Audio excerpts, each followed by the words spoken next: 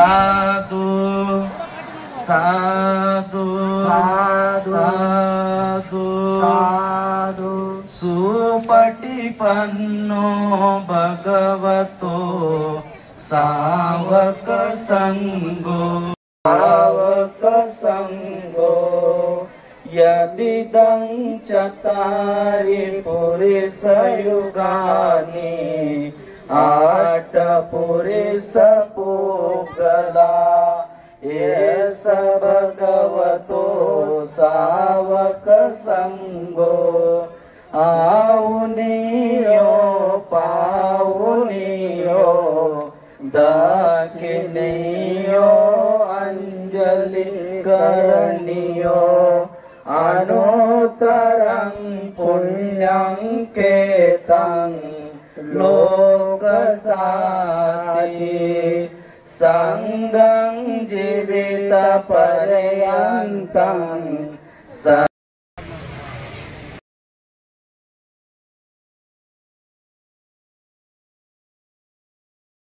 आमच्या आदरणीय श्रद्धेय आर्याजी सर्व बाहेर गावावरून आलेला श्रद्धेय उपस्थित भिक्खू संघ आपले आदर्श तथागत बुद्ध बोधिसत्व डॉक्टर बाबासाहेब आंबेडकर यांचं पुष्पाने दीपाने गंधाने पूजन करत आहे। तेव्हा सर्वांनी साधू करायचं म्हणा साधू साधू साधू। आजच्या तिसऱ्या बौद्ध धम्म परिषदेचं उद्घाटन झालेलं आहे। तेव्हा आपण सर्वांनी साधुकार देऊन आपण त्या धम्म परिषदेचं उद्घाटनाला जसे हात टाकल्याच्या नंतर आपण मोठ्या आवाजामध्ये आपल्या आदर्शांचा जयघोष करायचा आहे। सर्वांनी जयघोष करावा। तथागत भगवान बुद्ध की बोधिसत्व डॉक्टर बाबासाहेब आंबेडकरांचा बौद्ध धम्माचा भिक्खू संघाचा पंचरंगी धम्मध्वजाचा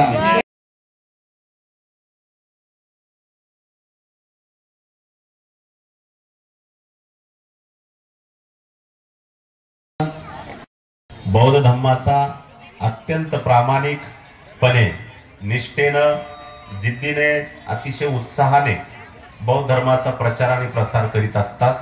आदरणीय भदंत आपल्या सर्वांचे मार्गदर्शक आमच्या सर्वांचे गुरुवर्य पूज्य भदंत डॉक्टर उपगुप्तजी महास्तवीर यांच्या मार्गदर्शनाखाली आज संपूर्ण मराठवाड्यामध्ये महाराष्ट्रामध्ये बौद्ध धम्माचं काम चालू आहे आणि याची दखल म्हणून आदरणीय भदंत आपल्या या अखिल भारतीय भिक्खू संघाचे राष्ट्रीय कार्याध्यक्ष झालेले आहेत। तद्वतच संपूर्ण जगभरामध्ये त्यांची कीर्ती ख्याती पसरलेली आहे। कोरिया दक्षिण कोरिया असेल, श्रीलंका असेल, थायलंड असेल, जपान असेल, ब्रह्मदेश असेल, भूतान असेल, भारत असेल, नेपाळ असेल, अशा संपूर्ण बौद्ध राष्ट्रांमध्ये ते परिचित आहेत आपल्या कर्तृत्वाने आपल्या कामाने। आणि म्हणून असे एक मोठे बौद्ध धम्मावर चांगल्या पद्धतीनं ज्यांचं म्हणजे काम आहे, जे चांगल्या पद्धतीनं धम्माला व्यवहारिक पद्धतीनं कशा पद्धतीनं वाढवायचे अशा पद्धतीचं एक नाव असलेलं नामवंत व्यक्ती म्हणून त्यांच्याकडे पाहिलं जातं। महाराष्ट्रामध्ये ज्येष्ठ भिक्खूंमध्ये त्यांची म्हणजे कीर्ती आहे। असे आमचे गुरुवर्य डॉक्टर उपगुप्तजी महास्तवीर या परिषदेसाठी अध्यक्ष म्हणून लाभलेले त्यांचंही या ठिकाणी म्हणजे आपल्याला थोडक्यात मी परिचय करून दिलेला आहे। यानंतर आमचे महाकाश्यप थेरो जे आहेत, जे की मानोऱ्याहून आलेले आहेत वाशिम जिल्ह्यातून, तिथे त्यांनी एक चांगला डोंगर धरून त्या ठिकाणी भैयासाहेब आंबेडकरांच्या जयंतीच्या निमित्ताने दरवर्षी ते धम्म परिषद घेत असतात। आपल्याच नांदेड परिसरात ते म्हणजे हदगाव परिसरातील ते भिक्खू आहेत आणि ते पण चांगल्या पद्धतीनं बौद्ध धर्माचा प्रचार आणि प्रसार करतात। त्यानंतर पय्यारत्नजी स्थवीर हे आपल्या सर्वांना परिचित आहेत। ते आमच्यामध्ये भिक्खू संघामध्ये विपश्यनेचे आचार्य म्हणून ते काम म्हणजे आहेत। त्यांनी बौद्ध धर्मामध्ये मूळ शिकवण जी बुद्धाची थेरवादी परंपरेची जी मूळ शिकवण आहे ती म्हणजे विपස්සना, आणि या विपස්සनेवर त्यांचं प्रभुत्व आहे आणि ते अनेकांना भिक्खू आणि उपासक उपासिका साधक आणि साधिकांना ते विपश्यनेचं ज्ञान देत असतात।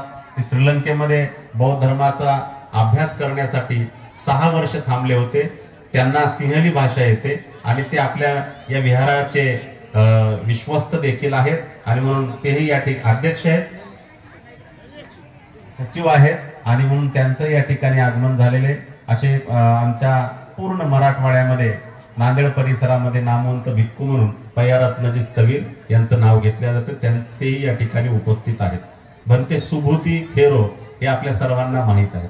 भंते सुभूती आपल्या या अर्धापूर तालुक्यामध्ये जे काही लहान लोण आहे त्या ठिकाणी ते राहून म्हणजे काम करतात. आदरणीय भदंत डॉक्टर उपगुप्त महाथेरो यांची आम्ही सगळी शिष्यमंडळी आहोत आणि म्हणून त्या म्हणजे काम तर सगळ्यांचंच आहे, परंतु सुभूती भंते सुद्धा लहान लोणला धम्म परिषदेचं चांगलं आयोजन त्या ठिकाणी करीत आहेत.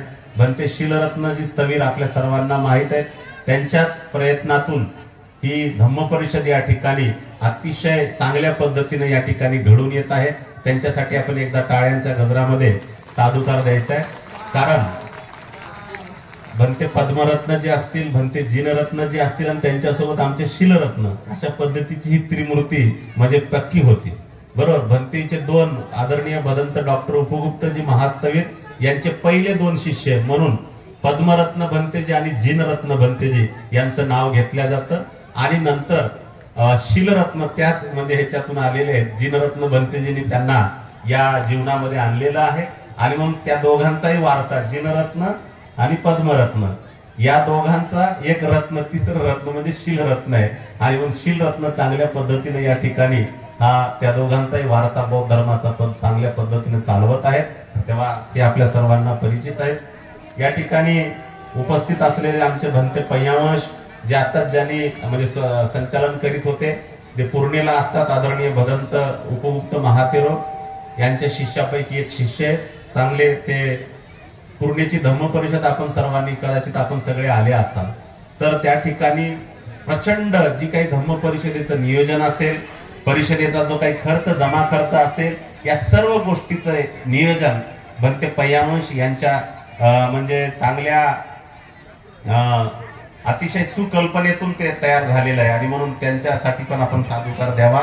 त्यानंतर भंते बुद्धभूषण जे दाभडला असतात, आदरणीय भदंत धम्मसेवकजी महास्थवीर यांचे शिष्य आहेत. भंते गगनबोधी हे आपण इतर राहतात आपल्यामध्ये आणि म्हणून त्यांच्यासाठी सुद्धा आपण एकदा साधुकार आणि टाळ्याच्या गजरामध्ये आपण सर्वांनी या सर्व मित्रमंडळासाठी एक जोरदार टाळ्याच्या गजरामध्ये त्यांचं सुद्धा एक मनोबल वाढण्यासाठी आपण शुभेच्छा पण त्यांना आशीर्वाद म्हणून आपण त्यांचं कौतुक करायचंय. महात्मा फुले चौक मित्रमंडळ उपस्थित धम्म मंचावरील पूजनीय भिक्खू संघाचं पुष्प देऊन स्वागत करत आहे. तेव्हा सर्वांनी 3 वेळा साधुकार द्यायचा. म्हणा साधू साधू.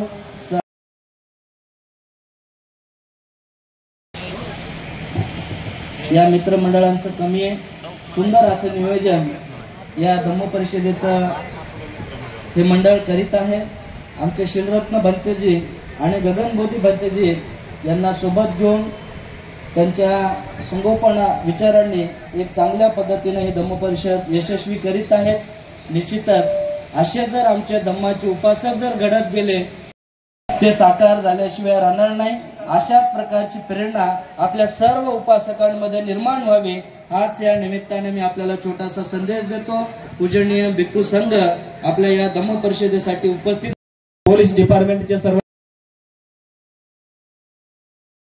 समितीला विनंती, आपापल्या पद्धतीने आपल्या मेहनतीतून आपल्या खर्चातून महात्मा फुले